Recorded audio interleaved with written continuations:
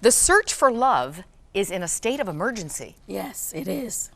What does that mean? Well, I think that women are seeing their options getting smaller as they get older.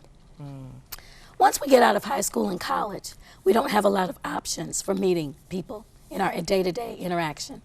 Hence the rise in internet dating and all the other dating options that we now see available, matchmaking services, speed dating. People are desperate to find someone. You know, that internet thing I wasn't really comfortable with that out of the gate, but there's some great successes there. There are some great success stories.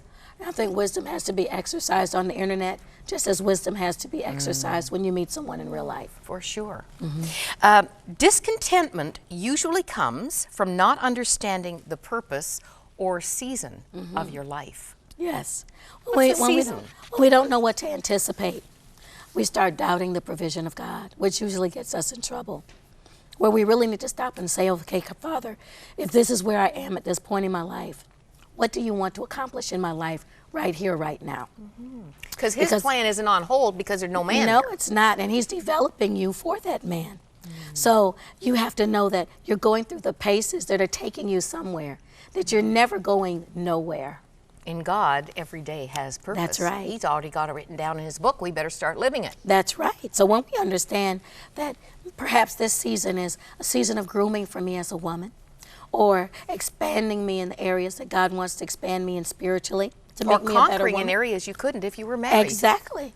I know I wouldn't have gotten the things done that I've gotten done if I had been married. Now, Michelle, you haven't always been Superwoman. No. You spent some time being pretty miserable in your singleness. Do you mind just taking us back there and telling us what God was doing in that? Well, you know, I had always had a man in my life before I came to the Lord. And the way I came to the Lord was the man I was living with was shot and killed. It was a very jolting experience for me. Needless to say, I was totally devastated. But that's what brought me into the arms of the Lord. But once I got there, I got over the initial hump. It was like, okay, where's the next relationship? And God was saying, no, this is a season to learn about relationship with me. But I kept trying to fill the God-sized void with other men, and it just wasn't working. And one day I finally just got so tired. I said, Lord, I don't want you to give me a mate until you can prove to me that I can be happy with just you. I have to know that there's a reason for being in this relationship beyond what I think I can get from you. It's either going to be about you or we're not going to have a relationship at all.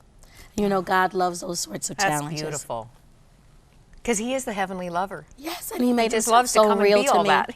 He did, and you know, I took off on an amazing, passionate romance with God, and he is truly the lover of my soul. And I've spent many years now as a sassy, single, satisfied woman. And I remember when I wrote that book, I just laughed at the title and said, okay, God, you have such a great sense of humor. For me to be able to say this and mean it is a major miracle. But it's been a wonderful, wonderful walk and journey with him. And he just shows up every day in such sweet and precious ways. And I just long so passionately for men and women to know about the love God has for them. You have another book about getting over the disappointments in life. You had another, I was going to say Mack truck, but that's too close to what really happened. That's true. A car accident. Yes. That really derailed you. Oh, yes. 1.5 years in bed, 3 surgeries. They told me I would never walk again normally, up and down stairs. High heels were going to be a no-no. And I said, the devil is a liar. You see, I got my heels Look at on. those shoes. You know, so God is faithful. But what it did was it pointed me back to the direction that he had been trying to steer me into for quite some time. I had started a book in 1991. And it wasn't until I was laying in bed in 1995 that I really focused on finishing it as my friends gathered around my bed and said, what do you think God is saying to you? What is it that he's calling you to do at this time? And why did he have to allow this so drastically to get your attention? So I finished that book in bed, and the rest is history. Here I am talking to you. Well, I mean, what a history. That was the first of what we now are counting over 30 books. Yes, over about 36 at this point. Hart Ministries. Tell us about the theme there. It's well, a cute title. the heart wing came out of the fact that I wanted people to know that God gives their hearts wings to fly. And that they get to soar above life's disappointments when they revel in his love. So that's why it's Heart Wing Ministries, and it's the umbrella for everything I do. I do diva conferences. I speak all over the world and continue to write. Well, I would just love to unpack some more of how to be found by the man you've been looking for, but if we ran out of time to tell about the season you're in, Michelle, I'd be crying here. Oh, dear. Because this is a beautiful story. Yes, it is. Tell us what's happening in your life. Well, last year, my father passed away in Ghana, West Africa, and I went home for the funeral and had quite the adventure of a lifetime. I went for 2 weeks and ended up being there for 6 weeks. I inherited most of the things that he had, 2 businesses, 2 homes, and just a plethora of things that I had to oversee. And out of that situation came a very special man. And he stood by me and championed me through all the difficulties that I was experiencing. And I said, Lord, who is this person? And the Lord said, this is your Boaz. Now, just in case you don't know the story in the Bible about Ruth and Boaz, that's where to go to read the backstory here. Yes, and actually How to Be Found by the Man You've Been Looking For is a study on the Book of Ruth and how she was found by her Boaz. So I'm literally living my book at this point. The book was done before this chapter unfolded. The book was done. But you know what? When I wrote that book, I knew it would be the last singles book that I would write. I just knew that. And now this wonderful man is a friend of your dad. Yes, he was very close to my dad. And it's so funny because he knows me so well. And the other day he was saying to me, you are your father's daughter. You are so much like him. I know you so well because you're so much like your father. I said, really? And so we had a little laugh about that.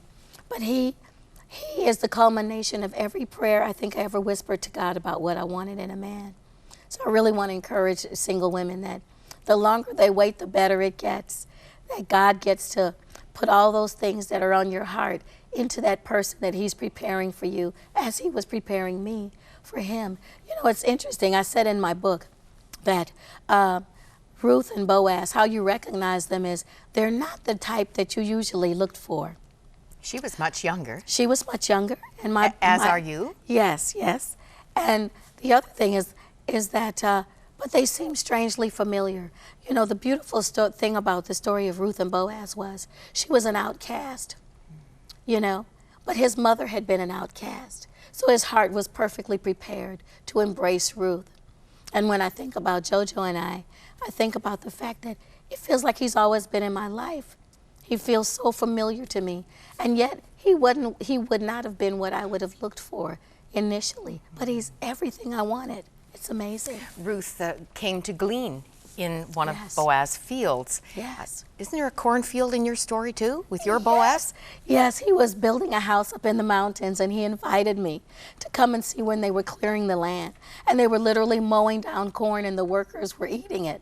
So we stood in the drizzling rain eating roasted corn right off that land, and I thought, wow, what a Boaz moment. And his full name is Kingsley. Yes. Kingsley. I said, JoJo only God Fosu. would really give me a king. And how many years has it been since you kind of climbed out of a bed of misery as a woman with no man? How long have you waited? Well, I'll be 54 this year, and I've been alone for about 20 years. And then I had someone who broke my heart before that 20 years, and I came to the Lord when I was 21. So I've been waiting. I've been waiting for the Lord to put his physical manifestation of himself in front of me for quite some time. Isn't that the very last sentence of the book? Yes. It is. This man was well worth the wait. Yes. That's your testimony? Yes, that's my testimony. I'm pinching myself every day and saying, wow, Lord, when you do things in your perfect timing, you do things perfectly well. He says every good and perfect gift comes from above. And I was telling him just the other day, I said, you are such a gift from God to me, and I just want you to know how much I honor and appreciate you. You know, I don't want to discredit all the wisdom that you share about, because so much of it is biblical. Yes. It's fundamental. Get on with God. Get He on with makes your life. everything beautiful in its time. That's right. But I God, wasn't looking for him. no, God I was- blindsided you. He right. just surprised He you. snuck right up on me. I didn't even know what happened. And it was so interesting. We were both at dinner one evening. We just looked at each other and said, what happened? And he said, it just happened. It wasn't what he was looking for either. So you're moving to Ghana. I am moving to Ghana. And this has so many connections culturally for you. Yes. Just connect those dots. Well, my father's from Ghana, and I've been going there for years. I really feel it's a destiny call for me. Such a lifestyle change, though. Yes. And I mean, Chicago girl. But I love it. I love Ghana. I love the people. I'm really excited about doing ministry there. It's really interesting. I've been getting more invitations to speak in Africa this year than I have in the States. Even So- before you knew Yes. you'd have a reason to be there. Exactly. So I'm going to go and continue the legacy of my dad and run the businesses that he left in my care. I have 600 employees to oversee. Wow. And 2 homes. So one I just rented out to the ambassador of Egypt, as a matter of fact. And so it's an exciting life, and I'm really looking forward to doing ministry there and enjoying my courtship with my Boaz. Wow. We may not see you again. Well, I hope for you a very do. long time. I'll be back and forth, I'm sure. Maybe not often, but I will be back. Michelle, I had to bring this as a little tease because in your book, well, you say a real man does the proposing. Yes. Have you seen the movie Leap Year? No, I'm glad to see it. It is. I say it's better than chick flick. It's really really charming and some marvelous scenes of Ireland in here, on the internet. And you know you can't always trust everything. But here's the legend. The tradition was started in the 5th century in Ireland, when St. Bridget complained to St. Patrick, no less, about women having to wait for so long for a man to propose. According to the legend, St. Patrick said to the yearning females that they could propose on this one day in February during leap year. I see. So that's every 4 years the woman could. How does that sit with you? It doesn't sit with me. You know why? It's so important for a woman to know that she was pursued. And as Jesus is the ultimate bridegroom, he wooed us, he fought for us, and he pursued us. And when we stick to that spiritual outline, then we always rest secure in the love of the man who's come after us. And I think that if you don't do that, you spend a lifetime pushing his buttons to make sure he loves you, because you never feel like he was the one who came after you. I think there's a reason that God said, he who finds a wife finds a good thing and obtains. Yes, he is the finder. Oh, there's so much that's charming. It was very meaningful to read this. How to be found by the man you've been looking for. It's always good to know that this is not a problem for God.